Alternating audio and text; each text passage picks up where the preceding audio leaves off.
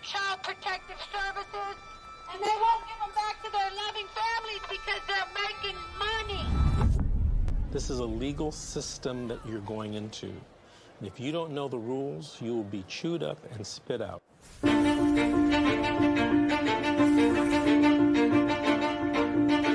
I could say anything to a mother who just got their children detained, you're in a crisis. Yeah. Life feels like it's over. The most important thing is regaining custody of your children. The child welfare system at its core is designed to protect children who need protection, okay? And that's key, is who need protection. So social workers, out of fear, will remove more children rather than only remove those children that truly need to be removed. It's okay. It's okay. This isn't someone stole your car. Someone broke into your house. This is someone took your child, your flesh and blood. It doesn't say on this order that it was not proven. It says untrue. True. I immediately knew that, okay, well, this ain't over. Were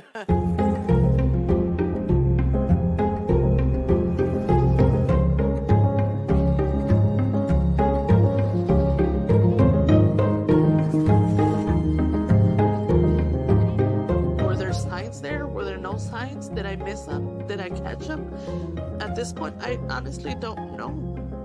Families only get a finite amount of time to reunify. I came into this field to help families, not destroy them. The difference between the criminal system and the child welfare system is substantial.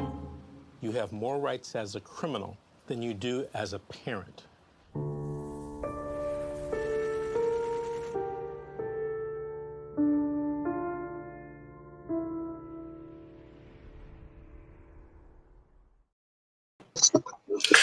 Hi, everyone. My name is Georgette Truin. I am the host for Fight CPS. We'll talk with Miss G. And our guest today, Michael, would you please sit down, dear? Yes, sorry about that. Hello, Miss G. Hi, Michael. How are you? Hi. I've been better. I'm okay, though. Hi, Mr. Davis. Hello. How are you, Michael? I'm pretty good. Just hanging in there. It's been a rough ride. Okay. Michael, so yes. I think you have a couple of questions you want to ask Mr. Davis, and I asked you to text it to me, baby, but you haven't. So why don't you go ahead and tell Mr. Davis a little bit about yourself, about your case, and maybe ask him the questions that you need. Sure. Yes. The case started, I believe it was November 5th, 2020.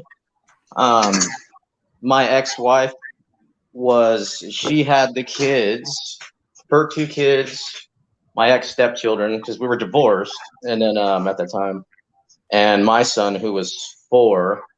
Anyway, she was arrested at her home by the social worker and the police officer from school, and the children were detained, and I didn't hear anything about it till the following day. Social worker didn't let me communicate with the child until the hearing, and it's just been a huge debacle ever since. Really, like nothing's made much sense. So I wanted to not even be attached to this case. I mean, is that even because, like I said, we were divorced, and then like I see her medical records in the reports and stuff like that, and she's always in the courtroom for my hearings and stuff, but I never get to see anything that she does, and it's just a really like odd situation that's just like unfavorable for sure, in every way I can think of. So I don't know. That's kind of how the case started. And now I'm at the 18-month termination of reunification services, and that's happening in a couple weeks, I think. What state are you in? I'm in California. Okay. Well, so you were a non-offending parent, and you didn't get the children placed with you? No, that was not even an option really that was ever presented to me. And then what is it? The social worker who detained the children, I think it was it was less than a month before the next hearing. I think, what is that? The jurisdiction one after the detention. She had talked I was on a probation at the time, and she talked to my probation officer and found out that I had given like a couple dirty drug tests, and then submitted that letter to the courts. And yeah, I just got, and then the public defender told me that if I didn't, I think I had to sign something. If I didn't sign it, I wouldn't be offered reunification services, and I'd lose my kid forever, were her exact words.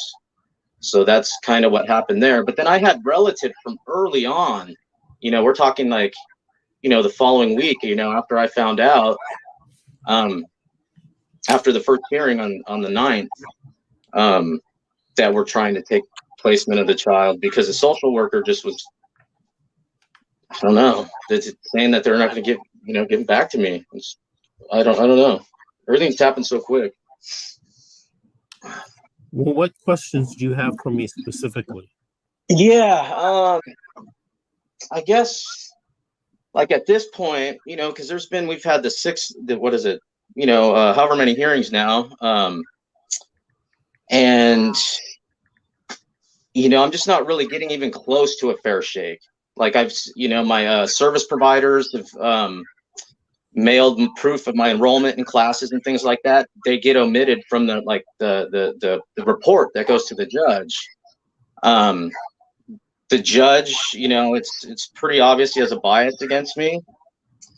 And I was wondering if a state hearing at this point would be of benefit.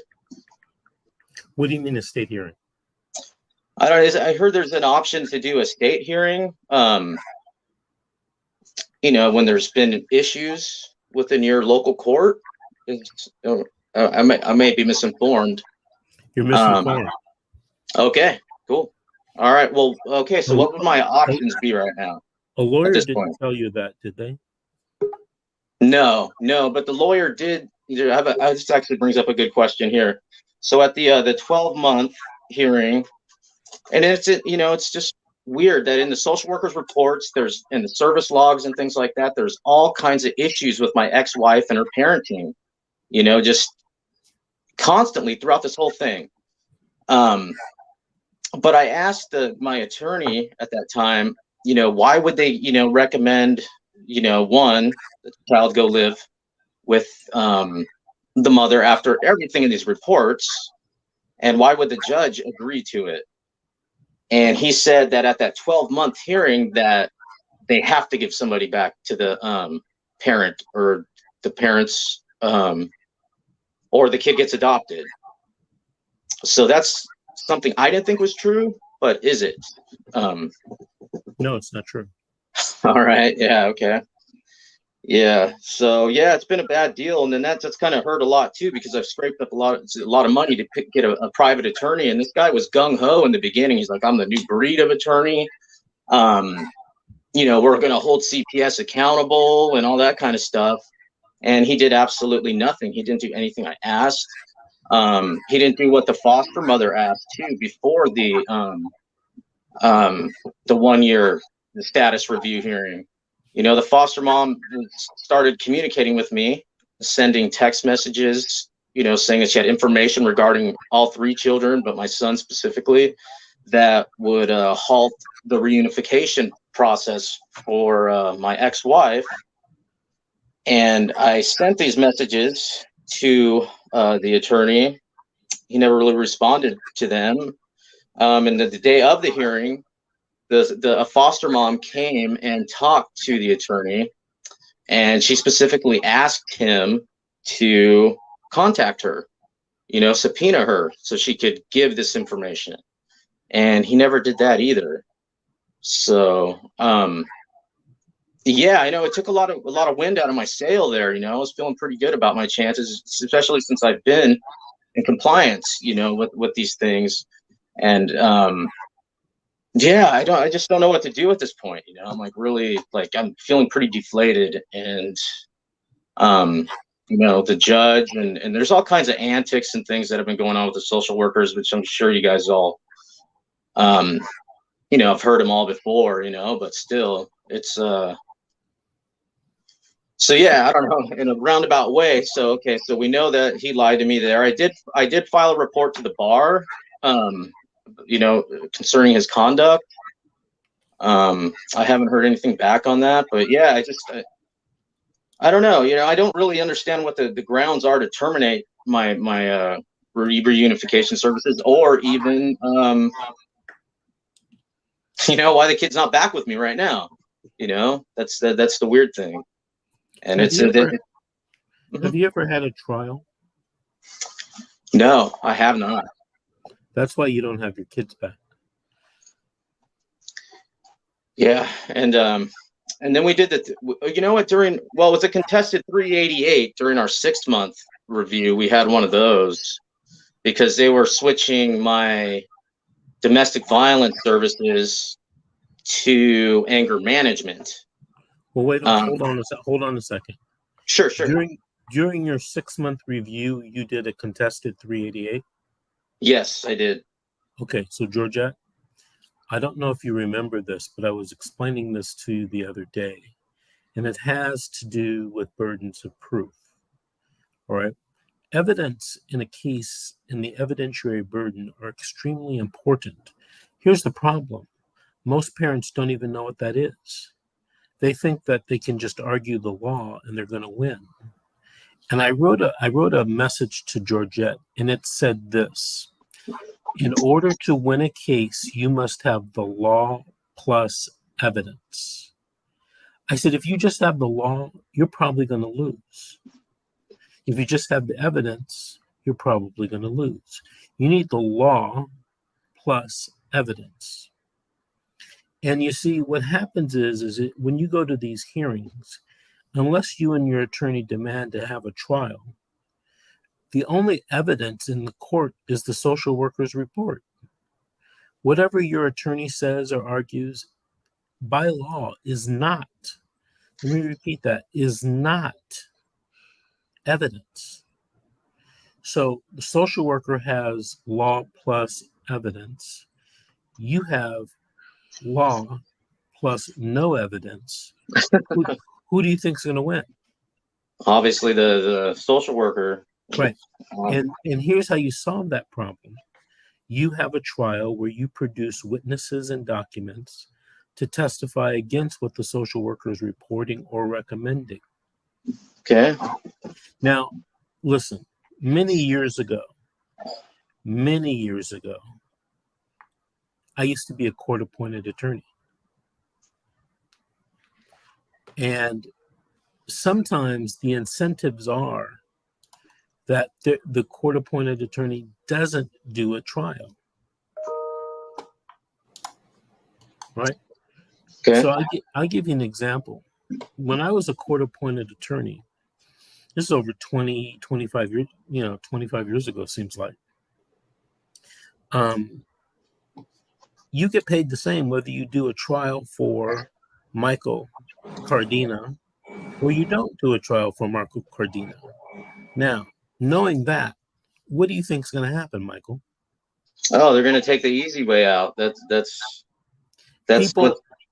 people are like water coming down the hill. It finds the easiest way down the hill, just like water.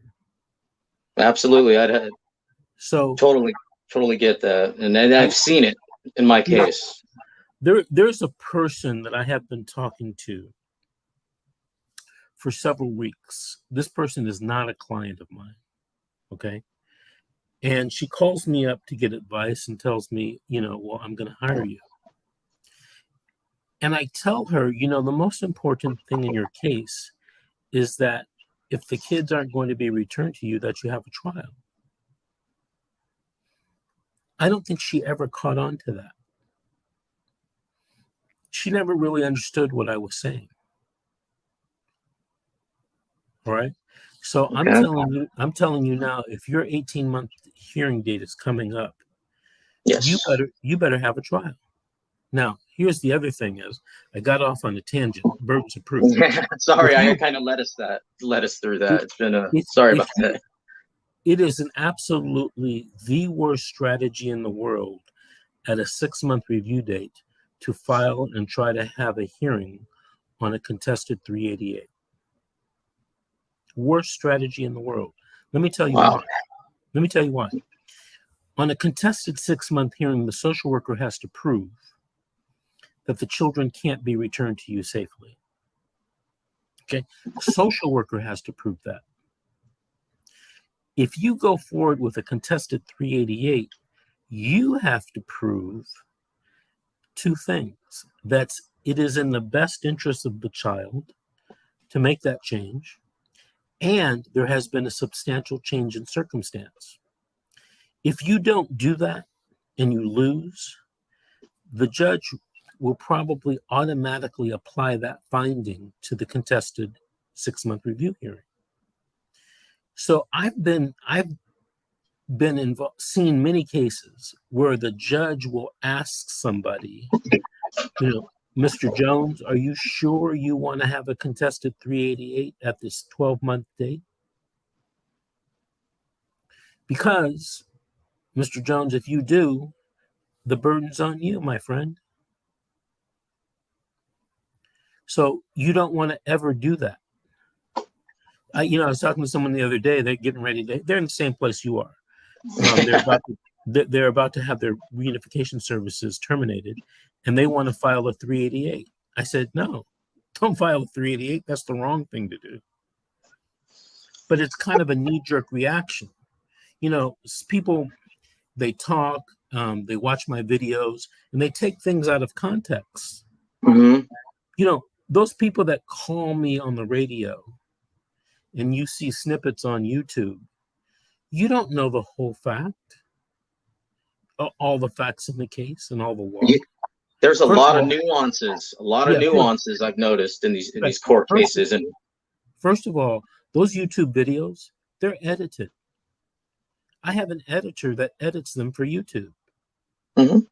That doesn't mean this is great legal advice. It's very, very fact specific, and you don't even hear all of the facts because it's been edited. Mm-hmm. And then there might be some nuance, as you just said, mm-hmm. that you're not aware of. And then I say ABC, and then everybody thinks, oh, I just got to do ABC and I'll win. That's not true. And then that goes to cases being different too. There's different circumstances, different courts, A lot different. Yeah. Now, I hope you're going to write this down, but if you don't, you can just watch this replay. Here's what you need to do. All right. Number 1, you need to meet with your attorney and come up with a strategy for this hearing. Believe it or not, this is an extremely important hearing. Yeah, it feels like it is. I mean, it's right. So you have a meeting, and what I suggest you discuss with your attorney at the meeting is, what witnesses are we going to call to defeat the social worker's recommendation? What exhibits are we going to introduce into evidence, and how are we going to get them into evidence? If you just show up with a letter from someone, from your perspective as a parent, that's hearsay. It's mm-hmm. inadmissible. Don't think the judge is going to let it in. Because if I'm the county counsel, I'm going to object, Your Honor, that's hearsay, no foundation. And then what are you and your attorney going to say? I didn't know it was going to be that kind of case, Your Honor. I thought we were all friends here. That is one thing I've picked up from your videos is how to get there are a lot of steps. And if you miss like one step, you like you just said, you're like, you have no, you can't come back, you have no answer. So. Michael, you seem to be a very intelligent guy. You and I have never met. I don't think we've ever talked. But let me ask you something. Sure. If the doctor told you today that you need open heart surgery, would you go Google it and figure out how to do it yourself? Open heart surgery? No, I would not. Why? because you end up dead on the table. Exactly. You don't have the training, the education, the experience, the supplies, and the tools to do open heart surgery. And that's not a bad thing. It's just that you don't have that. Neither do I. But here's the converse of this. Why do people always tell me, oh, I can figure out how to represent myself in the CPS court? When people tell me that, I cringe. do people ever win representing themselves? Yes. About 1 out of 1,000. I'd imagine less even in the dependency cases because it's such an emotional thing, like that's another aspect of it. But what about the other 999 people? What are they going to do? It's just a really bad strategy to try to represent yourself. I rarely recommend it. Now, sometimes I meet a potential client that went to law school or who's an attorney. And, I say, okay, well, if that's what you want to do, but there's that old saying, the person that represents himself has a fool for a client. So even then, it's circumspect. So talk to your attorney, come up with a plan, get this together, get your exhibits together and how you're going to get that into evidence. The social worker's attorney might say, oh, we stipulate that his counselor's letter can come into evidence. Okay, great. You don't need to have the counselor there. You don't need to subpoena the counselor. You don't need to have the counselor on the witness stand. All right, because they okay. Now, I'm involved in a case right now where someone was trying to use letters from a therapist and a monitor and an investigator. Okay. And they filed it with the court. And I told them, I said, hey, you got to bring these people into court to testify. Otherwise, those letters and reports, they're hearsay. They won't even be considered by the judge. And you'll leave the courtroom thinking the judge is corrupt. And that wasn't the case at all. What the case was, you didn't know the rules. The procedures. Yeah. It's like, that's a very interesting how it goes. There's a lot to it, to it, A lot to it. So for you to try to do that yourself, you notice I didn't say you do it. I said, you go talk to your lawyer. Yeah. Come up with this plan and strategy. Now, I hope that you have completed all your services. I heard you say that. If you've completed all of your services, you're well on your way to having the children returned or to get more family reunification services. Okay. Usually what happens in your situation is the guy has finished all his services and then the social worker calls up the therapist and say, oh, Michael, he went to therapy, but he didn't get anything out of it. He was just a bump on the log and he sat there and he didn't internalize it. So if the judge finds that testimony to be true, where are you? It's like you never did the counseling or the therapy. You got it? So, and then a letter in itself is, not going to be effective. In that situation, I would need the therapist to be there and help me dispute what the social worker is claiming. I'll tell you a funny story. This happened, I think, in the county where your case is. And it happened maybe 18 months, 2 years ago. The social worker was bad-mouthing both parents, but bad-mouthing my client about how she didn't do the counseling and didn't get anything out of it. So I brought the counselor in to testify. He said the exact opposite, that she got a lot out of it and that he didn't think she was a risk to the children anymore. That blew everybody away. And then I said to the therapist, I said, did you tell the social worker your opinion? Well, yes, I did. I sent her an email, wrote her a letter. And so one of the things I argued is, hey, Judge, isn't it funny that the social worker didn't tell us that part? But you would have leave that part out. You would have never known that unless you brought the therapist into the courtroom to testify. Okay. Okay. Well, all right. Yeah. Michael, Yes. share with Vincent your story between you and me. How long we've been talking and Oh, okay. what happened between us and what did I Sure. tell you? I thought Miss G was I thought she was pretty fiery the first time I talked to her, man. I was like, man, she's got me beat, with the F bombs and all this other stuff, I'm like, man, this is awesome. But then I almost thought it was a little too much, and then Hey, Michael, yeah. have you ever heard of the saying "cray cray"? She cray cray. She cray cray. So but yeah. So yeah, I mean, we talked a few times. I think I wrote her a letter and she's like, that stood out. It reminded me of I think she said it reminded her of her nephew or something that had a horrible break with similar to my situation, No, divorce. it was my best friend. My best friend. Oh, okay. So she's like, I see so much of you in him and stuff like that. So anyway, so I thought I could, stick with the court appointed attorney. I didn't have a lot of money at that time. And Miss G was telling me, like, you're going to want a good attorney because this can get very hairy and stuff like that. And I'm like, no, social work, they don't go that far. The social workers don't.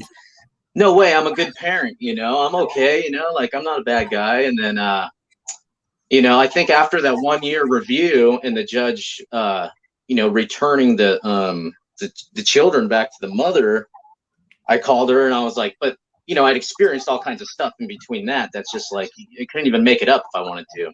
But I'm like, Miss G, you were right. Like, I mean, I wish I would have because it's this stuff so far out there. Sometimes you don't believe it. It almost sounds like you're making it up. Like Quentin Tarantino or something. So yeah, I don't know. So we've stayed in contact for like a year and a half, 2 years, and she's great, and I totally agree with just about pretty much everything she says. Either because I've lived it with the social workers or I've also heard about it, So, and I believe it now. I'm a believer in a really broken and hurtful and detrimental to the future. Their kids are the future, right? The family court system is just tearing it up. It's tearing up our future. And hey, Michael, it's like, I have a request for you. Sure. I told you seem like a very intelligent person, and that I meant it. It wasn't just a throwaway compliment. Have you ever thought of using these platforms, these shows that we do, perhaps being a host or a co-host? He was my co-host, and he got a job offer, and it didn't work with the schedule. Yeah, but no, these can be done 24/7. Yeah, absolutely, and I think and it's just it's something I'm passionate about now. Like I'm good at a few things, the things that I like that I do, I'm really into them, and this just so happened to like catch me off guard. And I've always had a problem with people being treated poorly, or disrespected or discriminated against, whatever. And then there's nothing, I can't find any positives, in this situation as far as social workers are concerned in the way they treat parents, so this is something, that I'm totally passionate about, and yeah, that's a good question, Mr. Davis. I've been on him, Vincent, to really do the show because I love this guy. Yeah, we build a relationship that just it's been, I think, a year and 8 months, right? A year. Yeah, almost a couple years. Yeah. So. Okay, Georgia, that's enough of patting ourselves on the back. You have questions for me? Let's go. Okay. When a mother loses her parental rights and the grandmother is fighting for the child, once the mother loses her parental rights, that means the grandmother has no right to that child. Currently in California, that is the law. Now that doesn't mean that she can't get the child, right? But it's going to be extra hard for her to get her because the grandmother isn't even a grandmother. She can't even say she's a relative to the child. How could she not say that she's a relative to the child when she is a relative to the child? Because legally, she's not. But legally, isn't there family members' rights? Not after termination of parental rights. Wow. Sorry, I don't know why you're giving me that look, but I'm just the messenger. Next That's question. That's tough. Wow. That's why, you know what? That's why I tell people, if you're going to do something in the case, if you're serious about getting the child back, you better do something up front.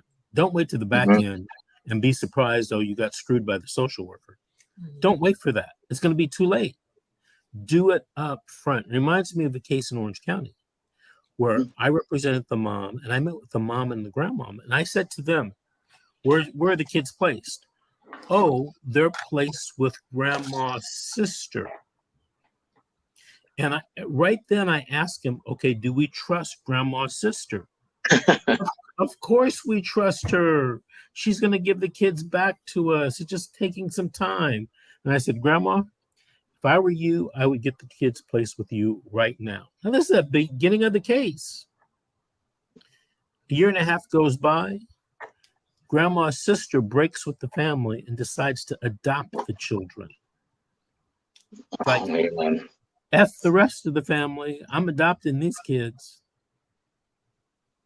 Yeah, that's horrible, and that's what this situation has taught me a lot about how bad we are to a lot of people. People are just not good to each other, and whether it be your family or somebody you put trust into, an attorney, whatever it is, you see a lot of ugliness come out of people in these situations. When we should be kind of sticking together. It's that's the key. That's the key. I go on a lot of these forums, CPS forums, and I have friends that are attorneys all over the country that do CPS work.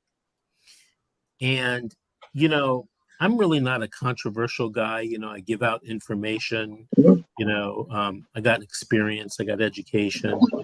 Do you know that not everyone likes my information? Do you know that occasionally people will post ugly comments like, you don't know what the hell you're talking about? Get out of here, just negative shit, And so I tell people, I tell them, I say, hey, if you don't like the show, that's not a problem for me. Just don't watch it. Exactly. That's simple. That's simple. But you know how people are. Oh, they got to take it to a whole nother level, and then one person sees it, then they jump on it, and then it's just, that's another thing. Information. People don't seek the information. They just automatically assume or go with one side, and here's another thing that happens. Many years ago, a woman, a grandmother, didn't get the child placed with her, or the children placed with her. And she was in a Northern California county. And she called me and wanted me to represent her in a civil rights lawsuit against the county where she was and against the social workers. I said, I'd think about it. And then, like a week goes by, she calls me back, and I think on my mobile phone. And I didn't realize who she was. And I had forgotten, because I didn't have a file in front of me or anything. And I had forgotten about the case. Well, she went up and down my ass like you wouldn't believe. Like, this is the only case that I should ever be thinking about. And then I told her I wasn't taking the case because I didn't want to work with someone like that. Well, to this day, and this might be 15 years ago, to this day, I'm the worst attorney in the world. I never was her attorney. Right? I never was her attorney. And if you go on any forum and you look at her name or comments about me, I'm the worst attorney in the world. Yeah, that's I mean, off, based off of what, like you said, you're not even the attorney. I'm standing in the middle of Walmart. I don't remember about your case. I'm not your attorney, and then I won't take your case.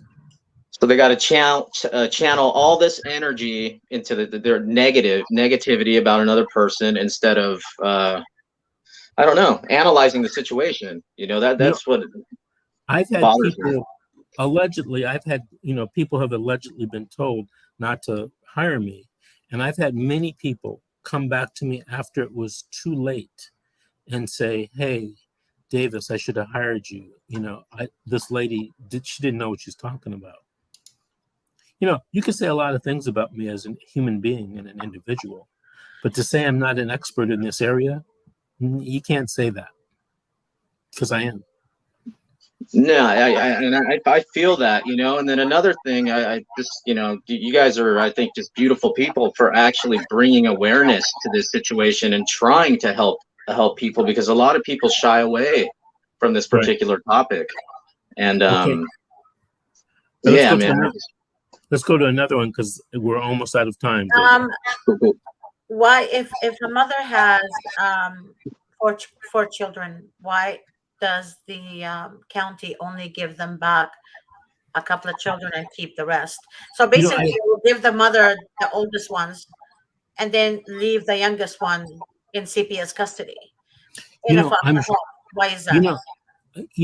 How many angels dance on the head of a pin? You can come up with a reason for anything. I could come up with an argument that it's dark outside and that's not really sunlight coming through your windows. But I come from the old school look. If you're a danger or a risk to a child, you're a danger to all your children. Right. So why do they? Right. I can't tell you. It makes no sense. I would bet $1 that Stacy, like Michael, has never had a trial.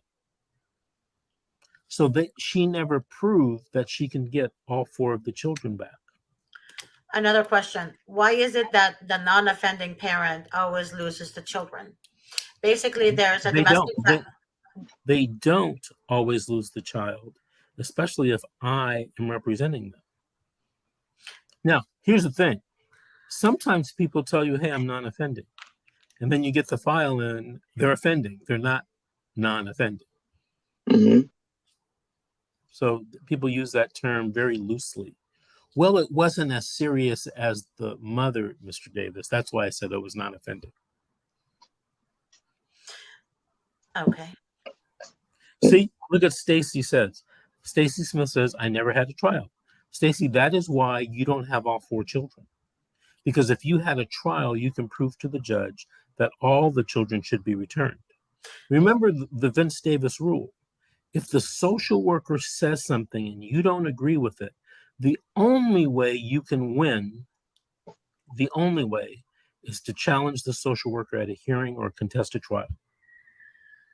Or if the judge just says, social worker's crazy, I'm going to send all 4 kids back. When was the judge ever actually said that in your career? How many times have you heard a judge say, oh, the social worker is crazy, let me just give the mother the kids? It didn't say crazy, but just said, well, I understand what the social worker is recommending. I'm not following that recommendation. I'm going to give you a tentative. Hey, a judge in LA County just did that a couple of weeks ago on one of the cases. Wow. Yeah. Okay. Yeah. And, the writing was on the wall, the evidence, he saw everything. Really? And I just think he gave a tentative decision and basically told the social worker's attorney, this is my tentative decision. Are you going to want to have a trial? And social worker's attorney said no. What about if you have a client and the client, the social worker disobeys the judge's order for unification, and say the judge ordered that the children be returned to the mom and whatever, and it didn't happen. The social worker still insists, no, we're not going to do that. In your line of work, have you ever came across that, and what was your defense to the court? I mean, what would you do to that parent, that the social worker refused to do something the judge ordered? You'd have to challenge reunification, the lack of reunification services. And that's specifically in the code. If the worker didn't give you FR services, you can challenge that. And if you prove to the judge that you weren't given reasonable reunification services, you get additional services. That's one of them. Nothing happens to that worker that doesn't obey the judge's order? No. Why do you think it would? Because she's not following. I mean, I would like somebody not to follow the court order. So what I feel like this is what's going on. The system is If so you messed up. That's if just you messed if up. you if you didn't follow the judge's order, they throw you under the bus. Absolutely. If the social worker doesn't follow the judge's order, many times, not always, but many times it's don't do that again. Now, why is that? I don't know. Well, we don't present the evidence and then Right. get it in a hearing. That's Right. a big part of it too. Right. You're absolutely right, Michael. He's a fast learner, Georgette. I love Michael. I love him like a brother. He knows that. So when a child is adopted, is there a chance for the mother to fight for that child still? Like that much of a chance. Like what? You give it a 3% chance? Less than 1%. Wow. That's so messed up. That's a hard reality. Man. That's very messed up. That it's not messed up, it's the law. You know what's messed up? Is that you haven't gotten a group of 1 million people to change that law. That's true. That is true. Instead, we're fighting with each other. Typing on the internet. Have you ever been in front of a grocery store and asked for signatures to get a proposition on the ballot? I have not. Have you ever canvassed the neighborhood, handing out brochures and leaflets, telling people to vote a certain way or suggesting people vote a certain way because the issue is very important? Have you ever done that? Right. I have not. Right. But we sit here on our high horse and we complain about it. There used to be an old saying. How did it go? Don't talk about it, be about it. Yeah.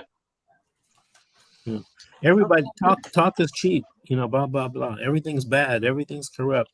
The law is unfair, blah, blah, blah. What are you going to do about it?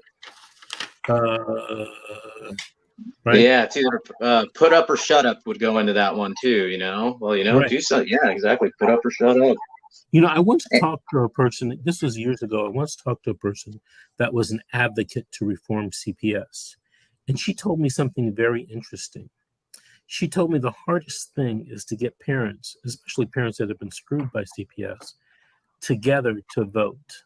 They don't want to do anything. Everybody wants the guy on the right or the guy on the left to do it. They don't want to do it themselves. They just think somebody will do it and laws will change. That ain't true. Unless you go do it and you get signatures and you canvass neighborhoods, and you get on your soapbox with that bullhorn, things aren't going to change.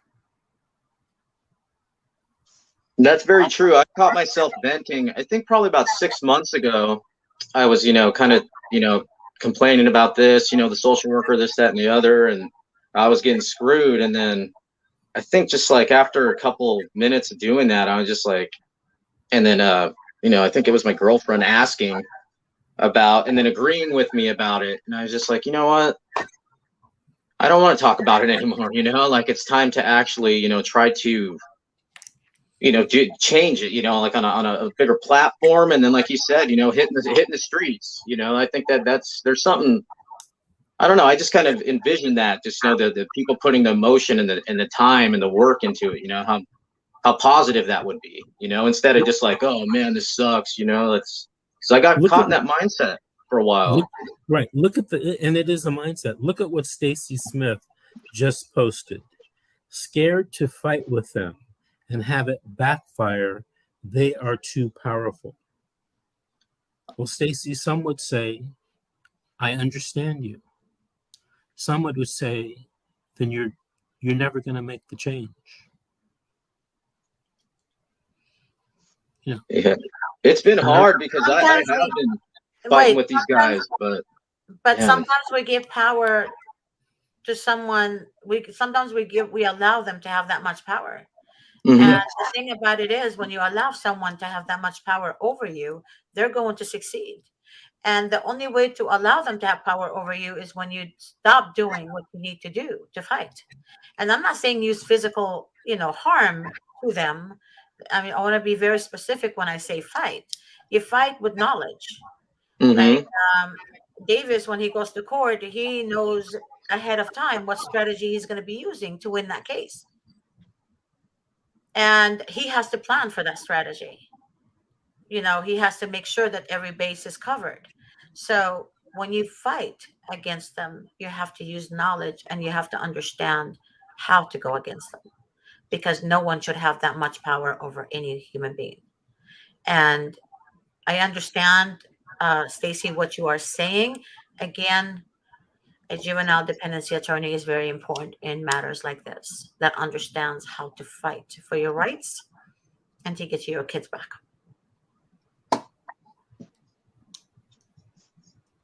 And that's my truth.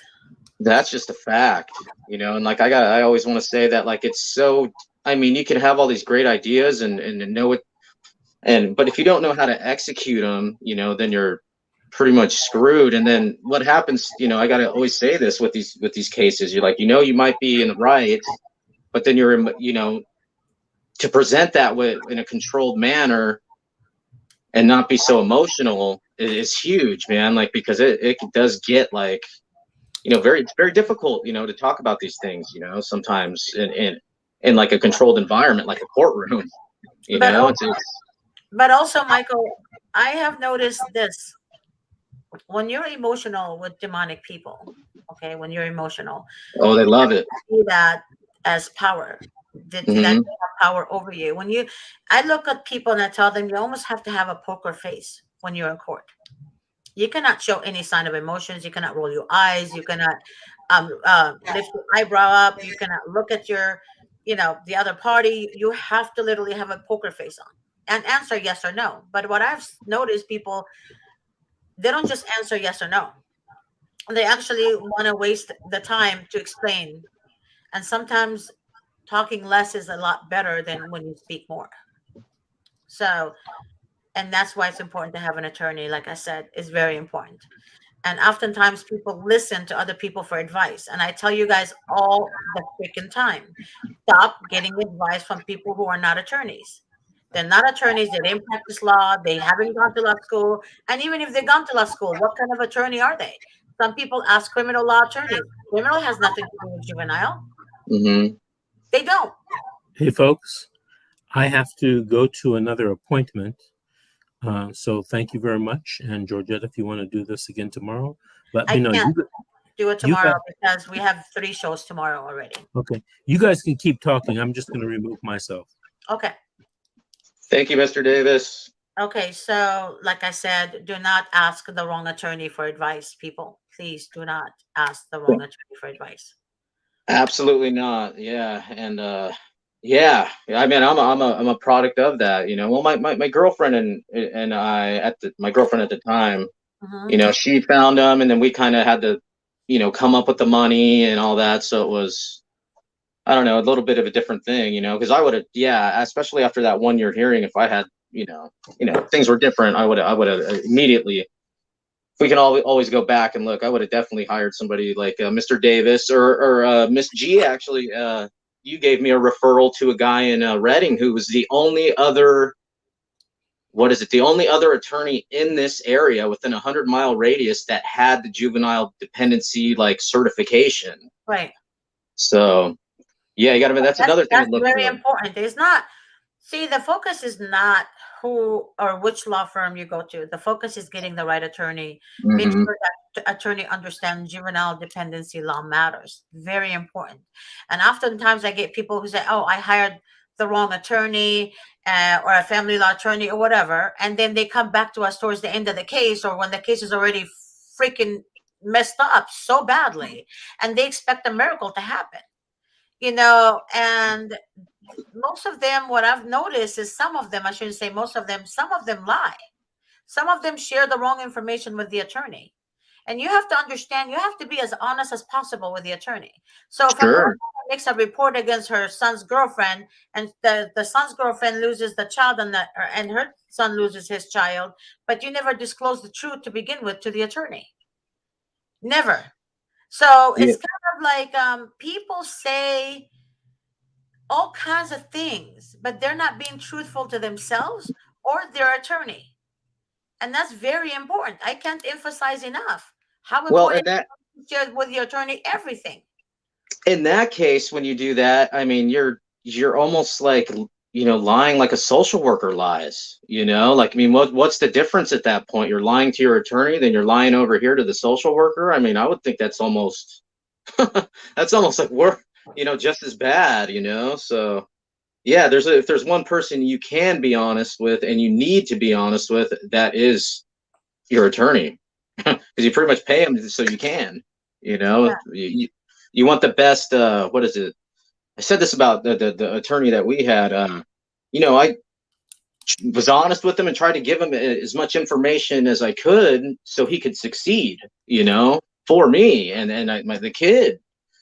And yeah, so I mean, you want to do that with any paid attorney, with any attorney, really. But Yeah.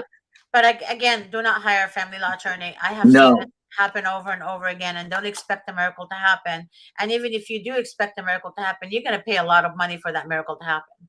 And very people don't true. understand that. To fix what the other attorneys did, it takes a lot of work and a lot of effort. Mhm. And when you have a family member who's running your life, not your attorney, and using you, like basically that person is talking for you to your attorney. That's wrong. That's very wrong, because that shows that you're not person enough to be able to Mhm. communicate with your own attorney, and you're using your family member to do it for you. And oftentimes I've seen this happening, and that's not good either. And what they do when No, they don't get what they want on the case, then they start starting a smear campaign about their attorney. yeah, That's and not that's just right. another. That's That's not right. more And they use negative. different names. No, let me make this point. They use Hmm. different names to smear campaign against their attorney. So that Hmm. way their attorney doesn't know that they're the ones who are behind this. This is wrong. It's so sad. And they think, Yeah. some people think I just sit here, do the shows and do the work for Mr. Davis, but I don't know what's really going on behind the scene. I do.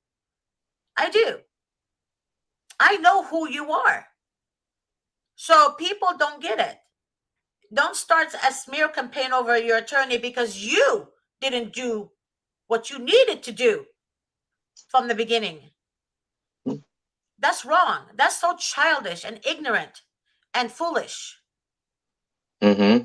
Period. That's how Yeah. stupid some people behave. So, And I was gonna say instead, and then with not being honest, which is bad enough as it is, not only with your attorney and you're lying to the other side too, but you're just bringing more negativity into the world. You're bringing more negativity and more and then when things don't go your way, then you're even more negative. And the negative with the comments. Like it's like, dude, if the world would be such a much better place if people would are a little more comfortable. I don't know what it is. We're a little more comfortable with themselves where they didn't have to lie, or have to do this or whatever else. It just I don't know. It's just I don't get it. Yeah. So I don't Vanessa, know. you can come back and fight, honey, for emotional abuse and that they caused. However,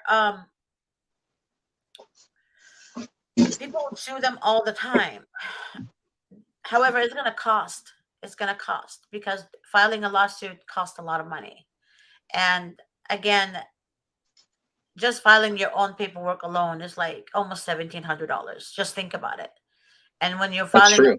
yeah, when you go against a federal, when you fight against, when you fight in federal court, expect to put in a lot of money to get that lawsuit going. So a lot of Yeah. people think they can sue them, and oftentimes you can sue them. Some people win, some people don't. However, you have to have some serious evidence that you can put against them to show that they did this maliciously. Because Hmm. oftentimes they get away with it by saying, "Oh, it was a mistake." No, mother F's, it wasn't a mistake. You knew exactly what you're doing, but they play it off that it's a mistake. So that way no one can sue them. So you have to be, Hmm. for example, like the other day, Mr. Davis mentioned a social worker having an affair with the father in a hotel room. And then the mother took pictures of it. And then she took that as evidence. So the social worker was actually fired for that. I think that's the only time Mr. Davis said that he's seen a social worker fired. But you have to understand, guys, you have to be truthful, and you cannot, even if you, I'm giving you an example, even if you relapsed, right? Mm-hmm. Still be honest with your attorney, not the court appointed. Well, I can't even say that. That's tough. That's tough there. That's pretty tough. That's a tough thing to say. I mean, if you, oh my God, I have to take it's that unfortunate. back. It's unfortunate. I know. I don't trust me personally. If Davis was still on the show right now, he'll say he disagrees with me. But however, I personally don't trust court-appointed attorneys. I personally don't. No, they don't. I've seen them. They all buddied around. They all buddy around. Like I remember, they buddy around with the workers. They buddy around with the judges. They buddy around with the children attorneys. I mean, you name it. I mean, these people. That's why I call the courthouse the whorehouse, because everybody is like together. One unit. Everybody's together. fake in there. Everybody's so fake in the courtroom, dude. Like it reminds me a little bit of like middle school and high school in some scenarios, you know, like it's not what I expected at all. You know, I was like, you know, I thought that the people would the attorneys and the court staff, everybody would conduct themselves in a more professional way. And then a lot of times it is not that way. You know, it is very, very strange. And maybe you can answer this, Miss G. I remember during the 1 year review, I was going to ask Mr. Davis about this. We were in the courtroom, and there was my ex public defender in there, my ex court appointed attorney, my ex-wife's court appointed attorney for a separate matter for a contempt motion, and like 5 other people I'd never seen before. And this is when we're going through the proceeding with the judge. I thought it was just supposed to be like, you know, the attorneys involved with the case, and you know, maybe a couple other, like the social worker and stuff like that. Like who's allowed in that courtroom when you're going through these juvenile proceedings? Only you and the other party. Yeah, so I have no idea. And your attorney, they will not allow anyone else to enter that courtroom. And yeah, see, that's with you have to stay outside. Yeah, that every time I have somebody with me, they stay outside.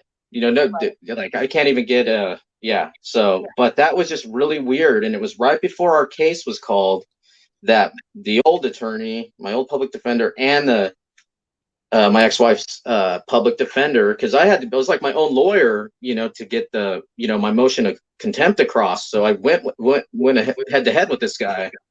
But dude, they had no business in there. Like right when they called, we were walking up to the thing, and then that's when they both got up at the same time, and then like kind of crossed in front of me as we were going up to the thing. You know, right?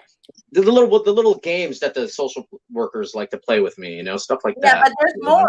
They do. There's worse things that they do more than that. Absolutely, absolutely. They send random people to follow you, and I kid you not, they send random people, psychopath, to follow you and to stalk you and to take videos of you and to push your buttons.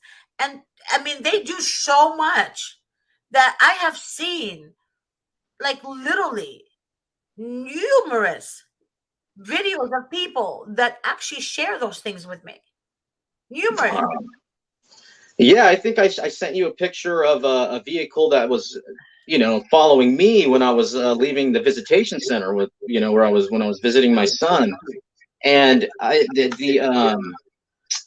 one of the females in there is, I don't know, I think a CASA worker, the CASA or whatever. That happened to be one of them, who was in the courtroom on February 8th. And then when she saw me when we were at the desk, because that was the first time we ever got to sit at a desk too, which was funny because, you know, my ex-wife always had the table with her attorney there, so we always were left standing. But anyway, I saw her, and I was like, you know, I tapped my attorney on the shoulder. I'm like, dude, that's the one that was following me, you know, that picture I sent you. And, you know, he never really did anything with it, but the lady was like trying to like hide her face and stuff, you know, like it was really, really bizarre. But it's, Yeah, that's just one instance. So anything that anybody pretty much says has happened to them that's like almost unbelievable, I believe Yeah. it. You know, I do. I'm a And believer. parents, and normally the parents are going through hell. They don't sleep, they don't eat, they're worried about their kids being in a strange, stupid home. Yeah. And the thing about it is that when they see people stalking them, they're so exhausted. What do they do? Call the police. You know what the police says? We can't help you. They're like, Unless and they then they have think you're crazy. no, the police will say this, unless they have a knife and a gun at you, then this when we come in. But how are you gonna call the police? Well, they have a gun and a knife on you. I mean, I don't get it. You know, a random person is standing like this, taking video of you, right? Mm-hmm. And you're like, hey, who are you? And they're walking away from you while they're recording you. Yeah, that's How is that? How is that even? How? How is that? Yeah, that's I think it's like a First Amendment thing. Lost in words. I can't. Like, I don't know. You got to really worry about that. Not worry about that person, but well, maybe so, because a person that spends their time doing that shit is like, there's something wrong with them to begin with. You know, like I'm like, you guys are literally giving me way too much attention. You guys are spending way too much time on wondering what I'm doing. You know, I'm sorry to bore you guys. I don't do very much. I don't get it. They want to catch you. That's the problem. Mm-hmm. They want to catch you do something else. And a lot of people, they say, oh, the social worker asked me where I was going. I said, she already knows where you're going. And it's none of her business. Right. I said, the reason they ask you is because they want to catch you in a lie. They do follow you, so they know where you're going. They just want to catch you in a lie. That's all it is. And people, please understand that. They know your every move. They do. So you just need to be careful. You need to be careful. Absolutely. And yeah, I've heard Mr. Davis say it a bunch of times too, as well as Georgette. You cannot trust the social worker, you know, pure and simple. You know, you just can't do it. And they do lie to the judge and make you look crazy because you are going crazy. They make you go crazy. There's a couple times, crazy, Rosalinda. That's every mom. They do this with every mom and dad. They make you go crazy, and then they say to the judge, "Hey, look, they're crazy." But that's what a sociopath does. That's what a narcissist does. They make you look crazy, and then they lie behind your back and say, "Oh, look what happened." Yeah, so, but they to your face do is to ignore them. Yes. And literally have a poker face on, and don't allow their lies destroy you, because there's people lie all the time. Sure. People lie to your bosses. People lie to your family. They lie to your friends. They lie. However, absolutely. Right. However, there's always three sides to everything. There is your side, her side, or his side, and the truth. And the truth will always reveals. I mean, there's oftentimes people call and they say, oh yeah, you know, when I told you this and this and that, they don't understand that our calls are recorded. When you call, all calls are recorded. So try not to make up a story. We might not, you know, it's kind of like this. Don't make up stories. Just don't lie. Don't lie. It's so hard for people to do. And then, you know what I really worry about? I just thought of this the other day. Was you know, like the kids being returned, you know, to my ex-wife and stuff, who was like not in compliance with the case plan, you know, losing contact with the social worker or whatever, and for a month at a time. I couldn't even get the social worker to call me back. If I did that, I would have been crucified in that report, you know. But anyway, Michael, check this out real quick. Wait, yeah. Before you finish that, look what Stacy wrote. What's up? You have to understand how a rat works to defeat a rat. I mean, to defeat one. And she's so right. You have to understand how your enemy works to defeat them. And it's a hard enemy. That's very wise, Stacey. I like that very much. Very wise. And it's very hard to defeat something that continues to do the unthinkable. You know, that's what happened with me. I'm like, where are they going to go now? What are they going to say next? Right. And dude, they would push it. You know, another, you know, social workers would push it another level. I'll be like, fuck, I Right. can't believe now they're saying stuff about my family. Now there's no limits to Right. what a social worker can lie about Oh, to they make you look lie, but bad. it's not just social workers. You guys have to understand. It comes from people you trust around you. People you actually trust around you, they deceive you. They deceive Always. you. So you have to really know who, because oftentimes people come across you very nice. Oh, I love you. Oh, you're the best. Oh, this, you're this, you're this, you're this, you're this. And then you trust them, right? But they will never treat you right, because those are Yeah. the people that you don't trust. The ones that come across really, really nice, but behind, they have motives behind their actions. They want you Sure. to trust them so they can go back and use it against you. These type of people are fools because sometimes it backfires against them. Sure. Sure. But when a social worker does that, it will not backfire against them. You know why? Because they're protected. Exactly. They're That's different than your friends. They're protected. oh yeah. They So are. it's like yeah, so yeah, that's kind of goes with what I was gonna say. So it's like yeah, they you know the levels. There's no limit really. Yeah. But then the courts, what do? They like will they almost in I don't want to say encourage, but they are enablers for these, you know, for social workers, the social worker supervisors, all of them. It's they like enable like bad behavior, you know, and that's what I think is really having a negative effect on the Yeah. society, Mhm. you know, society as a whole. So You know, I have a grandmother that called me today. It's another state. I think it's Maryland. And she said, Georgette, I made the report against my son's girlfriend. And that was a couple of years ago. Um, and she just wanted to hurt the girlfriend because she didn't like her, but she thought that the grandkids are going to stay with her. So what happened was it backfired on her and her son. And she doesn't want to tell the family that she was the one who made the report. And she yeah, was so nervous. She's like, Georgette, what do I do? I said, I've never, I've heard this so many times from grandparents.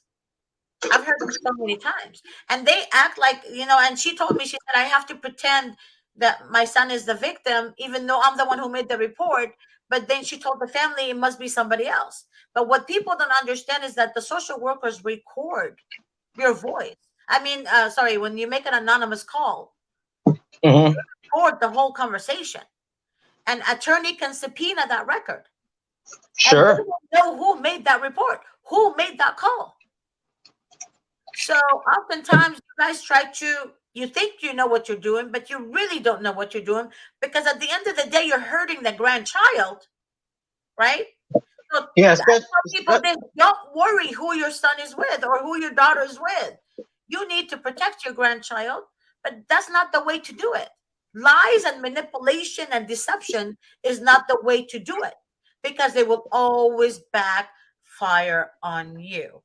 Exactly. Like you said, opening Pandora's box. You know, I think about that sometimes because, you know, I did, Yeah. you know, call CPS a few times, but it was never to like out of, you know, to get the Right. mother in trouble, you know, like, you know, I'm kind of worried about, you know, my kid, you know, Yeah, that's different, you know, Michael. What you did is yeah, different. You didn't hide it. You didn't hide yeah. it. You didn't say, I didn't, No. you didn't tell your family I didn't do that. You didn't say that. You just wanted to protect your child. It's different when your grandmother calls against his son, her son and his son's girlfriend, to take the baby from them, and it backfires on all of them.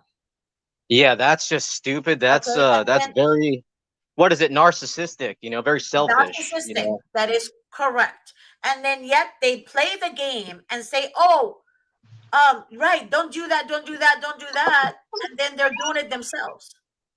Yeah, that's crazy. Yeah, that's That like doesn't even make any sense. You have to be a foolish human being to do something so deceitful and so horrible. and pretend you're not behind it. Yeah, and take no account. Convince That's a the whole narcissist. family No that you're not behind accountability. it. Correct. No accountability for Convince the whole anything. family she wasn't behind it. That's horrible. Wow. That is That's horrible. Does it get much lower than that? I don't think so. You know. Exactly. It doesn't get lower than that. And I've had so many grandmothers who tell me that. That's horrible. You know, like that is just. That's a terrible person, you know, and then you're a grandparent, you know, you should be thinking, you should be wanting to set a better example for, you know, your grandchild and, you know, whoever else. That's malicious. That's horrible. When you don't like someone and then you make a report against them, that's horrible. Like I was at Sally's Beauty Supply the other day. It was, I think it was on Saturday. And the clerk said, oh yeah, there was a lady that was giving him a hard time. She was in a Mercedes and she was telling his coworker. And honest to God, I kid you not, he said, I called Child Protective Services against her. I said, what? Like, are you kidding me? I couldn't believe it. I couldn't believe it. So I went to that person and I said, do you know what you just said? I heard that person from another aisle. Wow. Okay. So that was like somewhere on the 15th freeway. I went to visit a friend of mine and, you know, I stopped there to get some items because I left my stuff at home. Sure. So I was like, what? Like, I couldn't believe it. And I explained to this person what they just done. Oh my God. Yeah. Like, and then not only, you know, for your own personal satisfaction of seeing somebody else suffer, you know, that you could be making a child, you know, suffer. An innocent child could be suffering for a phone call. Yep. Just so you can get your own personal satisfaction out of. Oh my God, dude. And I actually made a statement of what I heard, and I sent it to you know, that department's main office. So I cannot. It's very, very, very sad that people would actually think they can just get away with stuff like this. It's against the law to make a false report. It's supposed to be, yeah, you know, against the law. But what you guys are doing, you're opening the door to hell's gate, right? And absolutely. You expect heaven's door to open for you as well. That's not going to happen. That's not going to happen. It's like you have two sides. You either go to hell or you go to heaven. If you don't believe in either, then I don't know what to tell you. But if you believe in hell and heaven, don't try to choose hell and expect results to heaven. It's not going to happen. It's not going to happen. There's certain things that you do that I just don't think can really be like forgiven, you know? Right. Yeah. Right. You guys cannot do this. You guys cannot do this. And honestly, sometimes, like I tell people, sometimes your family are the ones that will go against you. Your own family are the ones who actually go against you. A sister goes against her sister, a brother goes against his sister, a sister goes against her brother, grandmother goes against her son's girlfriend, and great grandparents do this and play. It's crazy. And then once we get CPS involved, guess what? You're shit out of luck. Yeah, everybody's kind of. You know, I'm not just making this shit up. It's real. No, nobody wants to hear about it. They love it. Nobody wants to hear about it. Great. We got another case, another merchandise. There you go. Whoa, we're making more money. Why? Because grandma can't get it together. Why? You know, come on. Yeah. It's embarrassing, man. I listen to people and I'm like, and I do tell them, by the way, Michael, you know me. I do tell them, like, what the F were you thinking? What were you thinking? What were you thinking? Yeah. But the damage is done. That's all it is. So, Michael, take Mr. Davis's, you know, kind of like, see, he literally, he loved you just like I did. He just doesn't know you like I do. But he told you to do the show. So let's do it, Michael. Okay. All right. Let's do it. Yeah. Stick with it. All right. Yeah. You know? I'm down. I love it. You know, actually, because, you know, I was having trouble earlier today, just feeling so like kind of, you know, down about everything. But, you know, the show actually has, you know, it's kind of uplifting for me, you know, and then it's a And positive thing. It's a Yes, positive and thing. I love you, Michael. You know that I love you like a brother, and you know that. So Oh, I love you too. You're the best. yeah, you're a sweetheart. So go ahead and talk to Grace after the show, and let's Sure. make it happen. Okay. So I'm Will gonna do, end Miss the show. Drew. I'm gonna ask her if you can do it tomorrow. Darren with Okay. me, Darren, Cassandra, and you. Oh, that's cool. Yeah, you told me about Darren a little bit. Yeah, Roundtable that'd be cool. discussion. I know, and you can discuss anything you want. It's an open roundtable thing. Okay. Cool. All right. Awesome. I love you guys. I love you, Michael. And stay strong. Mwah. And I will see you guys tomorrow. I'll talk to you soon. Awesome. Bye, baby. Thank you very much. Bye. You're welcome, honey.